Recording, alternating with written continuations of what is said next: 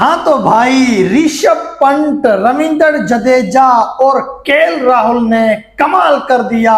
England को England में हैरान कर दिया कि भाई तूने अगर 387 रन बनाए हैं तो हम क्या किसी से कम हैं। हमारे पास राहुल है, पंत है, जडेजा है, करुण नायर है, शुभमन गिल है, जायसवाल है, नीतीश कुमार रेड्डी है। तुम हो तो हम भी किसी से कम नहीं भाई। 387 बनाए इंग्लैंड ने, 387 बना दिए इंडिया ने। इंग्लैंड की मेहनत के ऊपर पानी फेर दिया यहां पर हिंदुस्तान की सेना ने। केएल राहुल, ऋषभ पंत और रविंद्र जडेजा ने 74, 72 और 104 की इनिंग खेलकर भाई हिंदुस्तान की डूबती हुई कश्ती को तैरा दिया। भाई चैनल को सब्सक्राइब और वीडियो को लाइक जरूर करते जाना। तफसील के साथ यहां पर बात करते हैं। अब सवाल यह पैदा होता है कि भाई 3 दिन में 2 इनिंग खत्म हुई हैं। 3 दिन में 2 इनिंग खत्म हुई हैं। 2 दिन में बाकी की 2 इनिंग पूरी हो जाएंगी। यह सवाल बड़ा परेशान कर रहा है। इंडिया को टेस्ट मैच अगर जीतना है, कल के पूरे दिन इंग्लैंड को बैटिंग कराओ और इंग्लैंड को ऑल आउट करो। भाई इंग्लैंड को ऑल आउट करना होगा।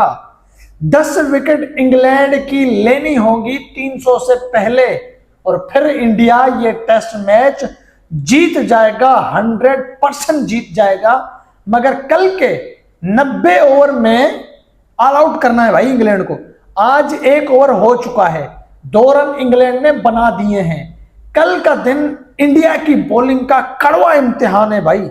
जसप्रीत बुमराह, आकाशदीप, मोहम्मद सिराज, रविंद्र जडेजा, वाशिंगटन सुंदर 5 बड़े खतरनाक और खूंखार बॉलर हैं और सबसे बड़ा बॉलर है जसप्रीत बुमराह, जिसके ऊपर होंगी सबकी निगाहें। बुमराह को कल कमाल दिखाना होगा और इंग्लैंड को अगर कल का पूरा दिन ना सही, परसों वाले दिन शुरू के 10-15 ओवर में ही इंग्लैंड को ऑल आउट कर देना होगा भाई। फिर ये टेस्ट मैच इंडिया का 2-1 से इंडिया आगे चला जाएगा इंग्लैंड से। आज जिस तरह से भाई ऋषभ पंत ने ओडीआई अंदाज में इनिंग खेली ना, 74 रन की जबरदस्त, केएल राहुल के साथ मिलकर केएल राहुल ने क्लास दिखाई, जबरदस्त उसने जो है कि सेंचुरी बनाई और भाई वो इंग्लैंड की कर दी धुलाई। और फिर एंड में जडेजा, फिर नीतीश कुमार रेड्डी, फिर वाशिंगटन सुंदर। भाई एंड के खिलाड़ी अगर 30-30, 20-20 रन बनाते हैं ना तो भी वो रन बहुत ज्यादा बन जाते हैं। अब 23 रन वाशिंगटन सुंदर के लगाओ, 30 रन नीतीश कुमार रेड्डी के लगाओ, कितने हो गए? 53 रन सिर्फ इन दोनों के हो गए। फिर रविंद्र जडेजा के 72 रन, 72, ऋषभ पंत के 74 रन और कमाल किंग का कमाल केएल राहुल बेमिसाल। केएल राहुल ने कर दी धमाल, इंग्लैंड को कर दिया बेहाल।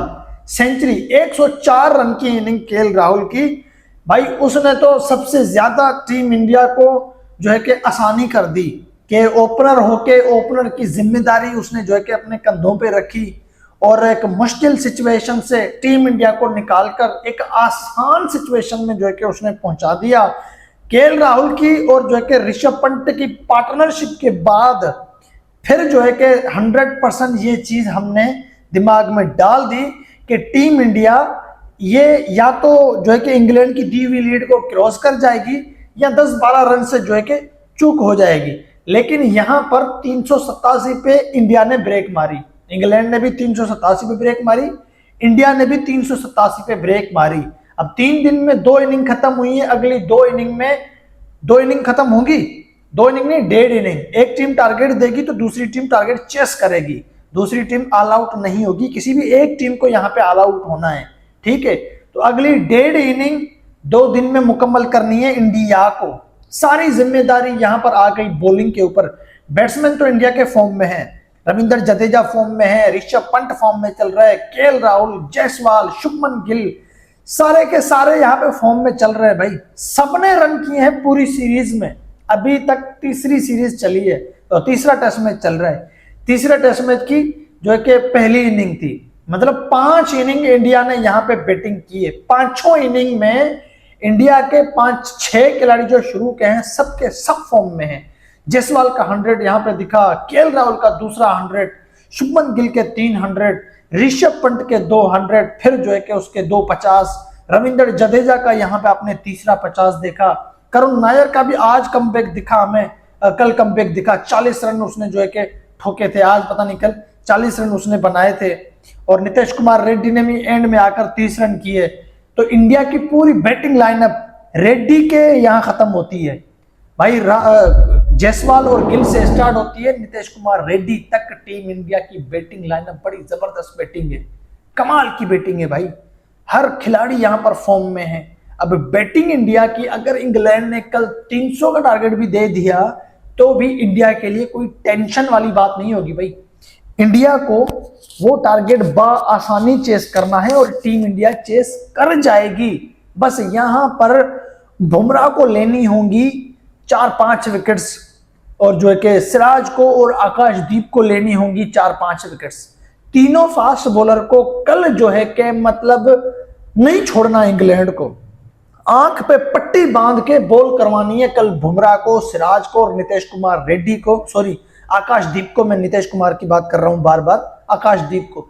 तीनों फास्ट बॉलर को कल आंख पे पट्टी बांध कर इंग्लैंड की इन बेसबॉल की धज्जियां उड़ानी है। वो जो विकेट का सिलसिला गिरता है ना, तो इंडिया को वो सिलसिला जारी रखना होगा। किसी एक खिलाड़ी की भी कल पार्टनरशिप नहीं लगनी चाहिए।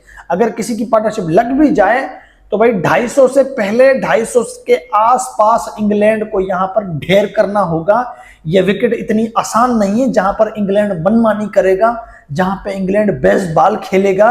ऐसी मनमानी इंग्लैंड की हर मैच में नहीं चलती और इस विकेट पे और इस बॉलिंग के सामने तो बिल्कुल नहीं चलेगी।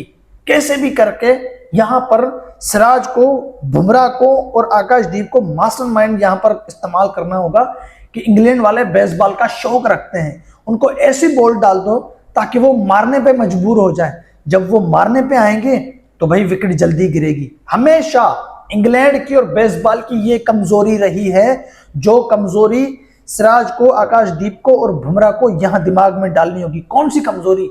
इंग्लैंड की टीम हमेशा बेसबॉल खेलने के चक्कर में बर्बाद हो जाती है। 50 ओवर में 300 या 280 रन बना लेते हैं लेकिन टीम ऑल आउट हो जाती है। 50 ओवर में 350 रन बना लेते हैं लेकिन टीम ऑल आउट हो जाती है। तो कम ओवर में इंग्लैंड की टीम स्कोर तो ज्यादा बना देती है लेकिन वो ऑल आउट जरूर हो जाती है। भाई अगर इंग्लैंड ने 50 ओवर 60 ओवर में 300 रन बना के, 350 रन बना के इंग्लैंड की टीम ऑल आउट भी हो गई बेसबॉल खेलकर, तो भी इंडिया के पास फिर जो है कि 130-140 ओवर बचेंगे और उसमें ये टारगेट यूं चेस हो जाएगा भाई। मिनटों में और सेकंडों में ये टारगेट चेस कर देगी टीम इंडिया। बस यहां पर कुछ ना कुछ जाल बिछानी होगी यहां पर इंडिया के बॉलर्स को, और खास तौर पे शुभमन गिल को। अब कप्तानी में शुभमन गिल अपनी कैप्टनसी में कौन से बॉलर को किस टाइम खिलाएगा, ये उसको दिमाग में डालना होगा। जसप्रीत बुमराह को अगर इस्तेमाल करना है तो भाई शुरू के जो 10 ओवर इंग्लैंड के चलेंगे ना, उसमें 5 ओवर जसप्रीत बुमराह के डाल दो, फिर जसप्रीत बुमराह को अगले 10 ओवर तक, 15 ओवर तक हटा दो। मतलब हर 10-15 ओवर चलने के बाद जसप्रीत बुमराह को इस्तेमाल करो। विकेट आएगा, जरूर विकेट आएगा भाई। रोहित की तरह इस्तेमाल करो जसप्रीत बुमराह को, जसप्रीत बुमराह कमाल दिखाएगा भाई। ऐसे ही जसप्रीत बुमराह को जो है कि इस्तेमाल करना है, कंटिन्यू नहीं खिलाना। अगर कंटिन्यू खिलाते ओवर करवाते रहोगे, कंटिन्यू ओवर करवाते रहोगे तो इंग्लैंड वाले जसप्रीत बुमराह को खेल खेल के सेट हो जाएंगे।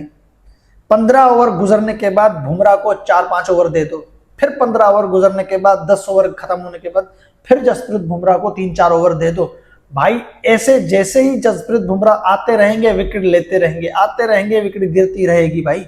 तो इंग्लैंड और बेसबॉल की ये कमजोरी है जो इंडिया को, उस कमजोरी के ऊपर लात टीम इंडिया ने अगर रख दी ना तो फड़फड़ाएगी बेसबॉल, फड़फड़ाएगी भाई इंडिया की बैटिंग लाइनअप, इंग्लैंड की बैटिंग लाइनअप।